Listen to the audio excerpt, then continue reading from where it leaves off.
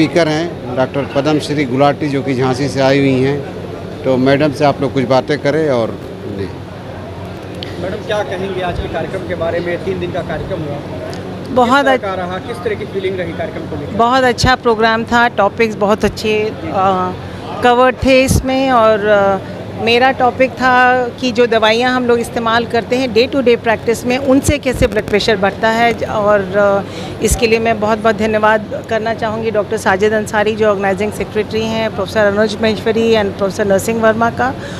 और हम सभी डॉक्टर्स को इस बारे में जानकारी होना बहुत ज़रूरी है, क्योंकि दवाइयाँ कई बार पेशेंट्स ओवर द काउंटर्स भी लेते हैं। जैसे दर्द की दवाइयाँ हैं आपकी, उनसे भी ब्लड प्रेशर बढ़ता है, और ब्लड प्रेशर बढ़ने की वजह से कार्डियोवैस्कुलर डिजीज़ होती है। मैं अब ये धन्यवाद प्रस्तावित देना चाहूँगा यहाँ पे उपस्थित समस्त डॉक्टर, जो कि देश के कोने कोने से आए। मैं पहले भी कह चुका था कि हमने स्पीकर का सिलेक्शन में ये प्रोविज़न रखा था कि हम कोई लोकल स्पीकर नहीं रखेंगे। सब आए, अटेंडेंस ऑलमोस्ट 90% रही, और सब लोगों ने अपने मत दिए। और आप देख सकते हैं कि लोगों की अटेंडेंस 100% रही, ऑडियंस फुल पैक रहे। कितनी संख्या में डेलीगेट्स रहे? सर, हमारे जो टोटल रजिस्ट्रेशन थे अराउंड फैकल्टी और डेलीगेट्स मिला के, that was touching around 1000। Yes, 75 speaker and 125 chairperson and panelists. So total faculty was 200 and other was included in the delegates. क्या पूरे जो है ये इनको किडनी की बीमारियां, सेना नमक में पोटेशियम ज़्यादा होता है, तो वो अपनी डॉक्टर की सलाह से लें। सामान्य आदमी का जो साल्ट का कंजम्पशन है वो अराउंड 5 ग्राम पर डे होता है।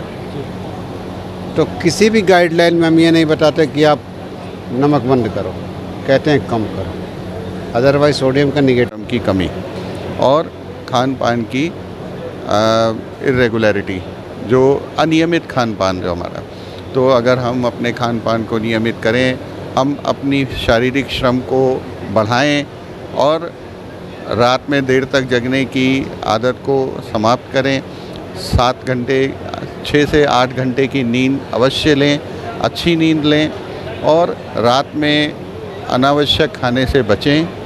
डिनर को जल्दी करने की कोशिश करें, सोने से कम 3 से 4 घंटे पहले डिनर होना चाहिए, शाम को 6-7 बजे तक। अगर हम ऐसा करते हैं तो शायद बहुत सारे लोगों को हाई ब्लड प्रेशर का मरीज़ बनाने से रोक पाएंगे, और यही हमारा सबसे बड़ा प्रयास होना चाहिए, ना कि लोगों को ब्लड प्रेशर का मरीज़ बना के उनका इलाज करना हमारा उद्देश्य नहीं है। एक अच्छा फिजिशियन वो है जो बीमारी को होने के पहले उसे रोके। तो हम ये चाहते हैं कि हमारे देश के लोगों में, हमारे लखनऊ के लोगों में ये बीमारी होने के पहले रुके। तो क्या मैसेज है? वह लोग हल्की दौड़ लगा सकते हैं, और जो सीनियर लोग हैं वो लोग वॉकिंग कर सकते हैं, नॉर्मल वॉकिंग कर सकते हैं।